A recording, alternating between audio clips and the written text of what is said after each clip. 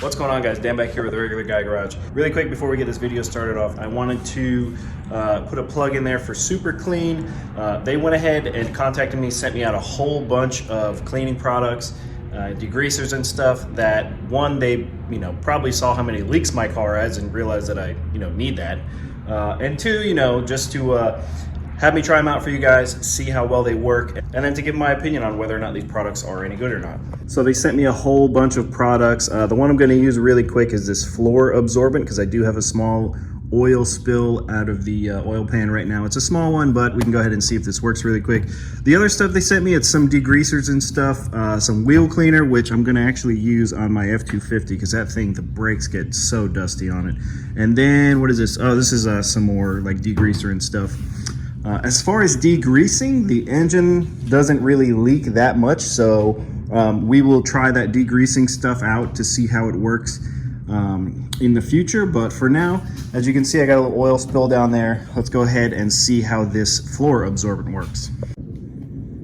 All right, all it says to do is just spread a small amount. I mean, that's a small amount of floor, but let's see how it works. See if I can get down in there.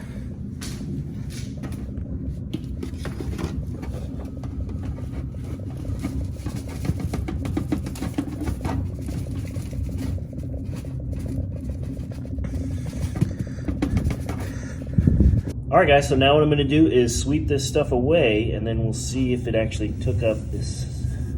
Oh, yeah. Yeah, it cleaned up all the, oil that was there. Obviously, there's going to be a little stain. It's been sitting on the floor for a few days now, but not bad. As you can see, car is looking a little bit different than you saw it in the last video.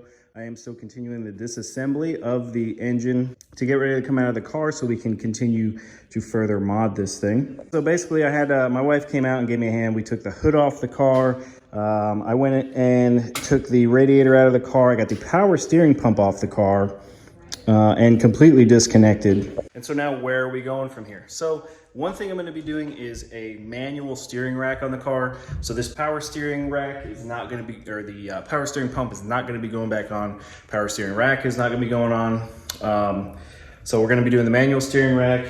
I'm going to be moving the battery to the back of the car. So some of this wiring, especially for the Holley Terminator, is going to be coming back through the firewall, back to the back of the car. The fan, well, I'm going to hook the fan up to the Holley Terminator this next year, so I don't have this ugly fan controller and all these wires and stuff. That'll all be gone. And then additionally, I'm in between the two mods that I'm in between, and I want to poll the audience kind of to see what you guys think about it. So both mods are, like I said, both going to be happening to the car. One is going to be coming either right now or later on. So the two things that I'm trying to do to the car, or the two things that I'm going to be doing to the car, one is a tubular K-member. I've already got the one spec'd out that I want. Additionally, though, what I want to do along with the tubular K-member is to do the tubular front end. And the reason why I want to do that, one is because obviously it's going to lighten up the car a little and then just continue on our, dedicated drag car build, but also because this car was in a front end accident over time. You can see here, this is, a little bit crushed up. In here, in here, a little bit crushed up, got some cracks and stuff. Now the frame rails, the lower frame rails themselves are relatively straight, but basically what I'm going to be doing is cutting, or planning on doing if I do this, is basically cutting from here straight all the way down on both sides. And then this would all just be tubular. They sell a whole kit that's already set up. You just weld it on up by the strut towers. The other thing that I was planning on doing is that On3 turbo kit. The good thing about the On3 is they have a lot of different things that you can get with the kit, or you can just buy the straight up kit. But what I was going to do is go with the 76 millimeter turbo and some of the other stuff. I was going to kind of piece it together, so buy a little bit of it right now, and then as the winter moves on, buy the rest. Like, I don't want to use the On3 injectors. I'm going to use a set of Holley injectors and so on and so forth. You guys let me know what you want to see. I'm kind of torn. I'm still deciding, which is why I'm just kind of slow rolling this disassembly of the engine, for now.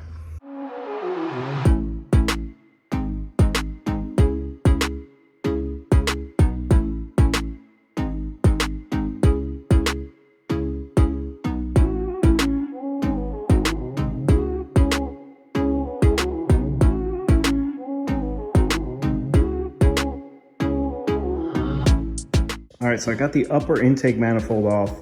And so there's a little grommet that goes in the back of the intake manifold for the PCV valve, which goes in there. And so when I pulled that hose out, I felt the grommet come out and I was like, that'll be all right. And then when I pulled the upper intake off, I noticed the grommet's nowhere to be found. So when I get the engine out, hopefully it made its way through to the floor. If not, I'll be taking this lower intake manifold off because I think it might have gone down one of these runners, which would be my luck. But anyway, let's continue on. Got to get the injectors and stuff out, and then yeah, we'll keep going.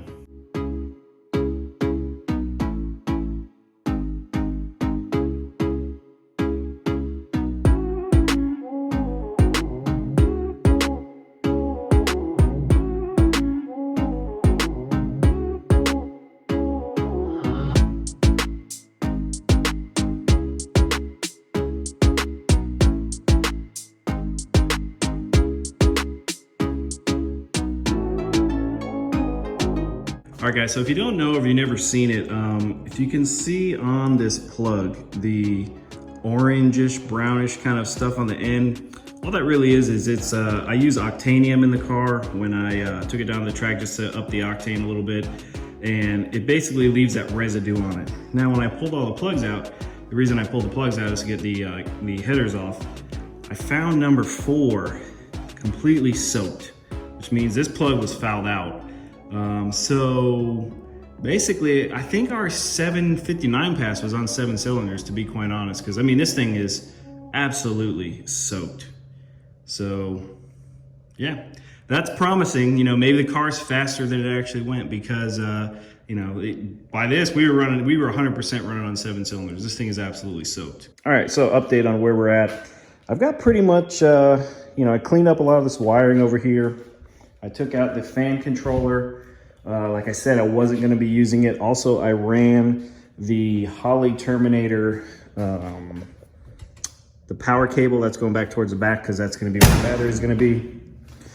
And then I just got all the wiring, basically all the harnesses and stuff pulled up over here just to get out of the way so I can take this engine out, and I can cut that off. Just so I can get all these bolts and stuff back here. All right, so that's everything on top of the engine. On the top side, that is needs to be taken apart. Now we're gonna go ahead and move underneath the car. I need to push it back a little bit, get up under the car. All I need to do is undo the the starter and then the torque converter bolts. And then yeah, the couple bell housing bolts on the bottom. I get the rest of them from the top. And then, I mean, motor mounts, this thing's ready to come out. All right, so good news and bad news from crawling up under the car. Good news is I found that rubber grommet for the PCV, so that did not go inside of the engine. The bad news is this was the wiring harness or the adapter for the O2 sensor. And yeah, it was, I had it all zip tied off and out of the way. One of the zip ties broke and this was leaning against the header collector. So none of the wires are burned through, but I'm just gonna order a new one. Just my luck with this thing that, you know, something like this would happen, but whatever. All right guys, so I think I just saved myself from a massive issue with this engine.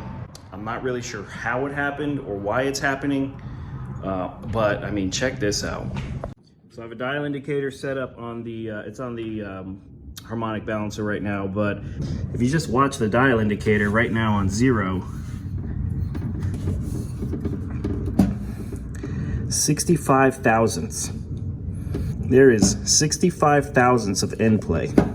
Now, just to put this into perspective, when I finished building this engine, I want to say I was like 6 to 8 thousandths, which is like more or less what they want. 65 thousandths, something's going on. So when I finish getting the engine out, I'll pull the oil pan off completely and we'll see what we got going on under there.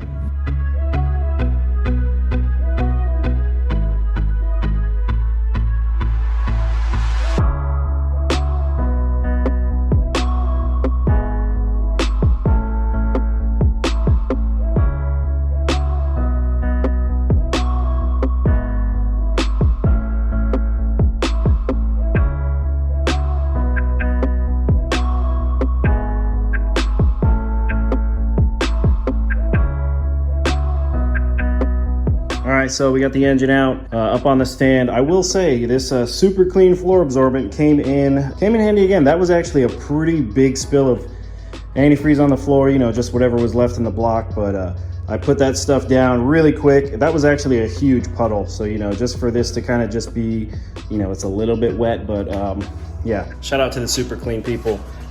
Definitely helped at least keep my wife happy from me making another huge mess in the garage. Let me get the oil drained out of this thing and see if we can see any, I mean, I guarantee you there's gonna be some sort of material in there.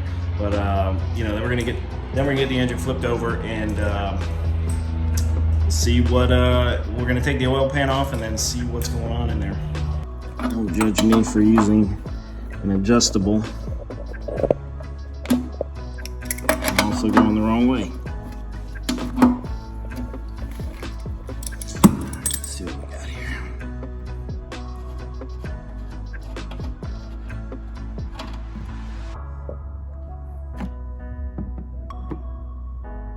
I don't really see any sort of material.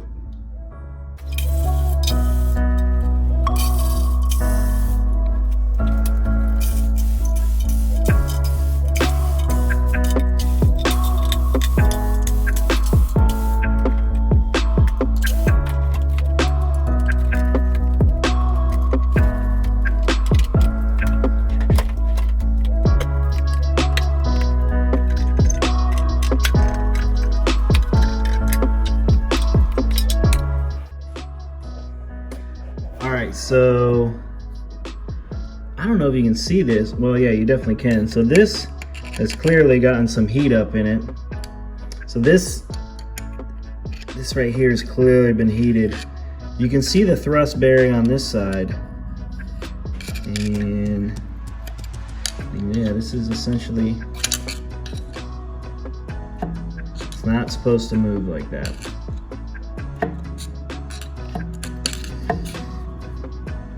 A little bit. Actually, you know what? I'm gonna pull the pickup off. I'm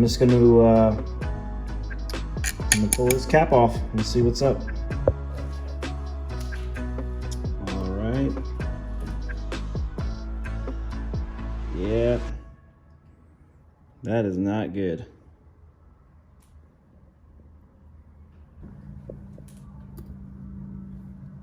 Oh, that crankshaft is done.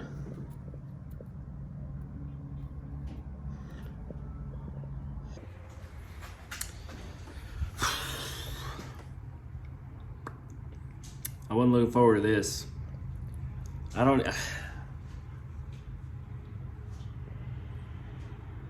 crankshaft is definitely done. I didn't even hear it. Like, the engine made no noise.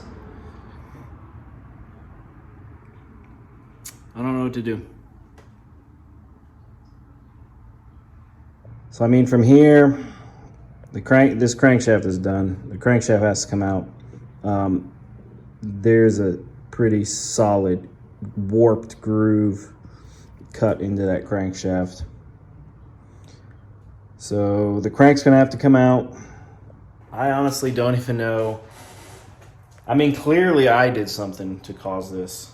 But, you know, I don't know what. You know, I checked everything that I did. You know, I checked the converter spacing, checked literally everything. You know, I don't video everything that I do, so you guys don't see it in the video, but, you know, I've been building engines for a long time, you know, diesel engines. Not sure what happened that caused that, but something did. I will say, though, luckily I caught it. You know, right now I'm out a crankshaft, so luckily I caught it before it destroyed the entire thing. You know, luckily these crankshafts are not terribly expensive. You know, they're not cheap, but it's definitely cheaper than buying a whole engine. Everything else looks good. I mean, all the rods and stuff, you know, they all look pretty good. Everything else looks nice and clean still. Just this crankshaft, luckily no other damage. So only thing I could really do is, you know, pull this out. I'm gonna pull this converter off. Maybe, I don't know, maybe something was going on with the converter. Something was definitely pushing on, this is the back side of the motor. So, I mean, maybe it was that converter. I didn't have this issue. You know, I had the pan off not long ago. No issue with it, you know, when I checked everything. So, you know, maybe when I change that flywheel or flex plate, maybe when I change that flex plate again, something, you know, maybe the converter spacing was tighter, or maybe something happened that caused that converter to be putting a lot of pressure on the engine. So anyway, gonna go ahead and yank this crankshaft out, and I don't know, we'll go from there. Anyway guys, that's gonna be it for this video. If you're new to the channel, be sure to subscribe, follow along. If you like the video, give it a thumbs up. Check out the playlist for the build of this car along with the other ones that I've done. As always, thanks for watching, take care, and we'll see you on the next one.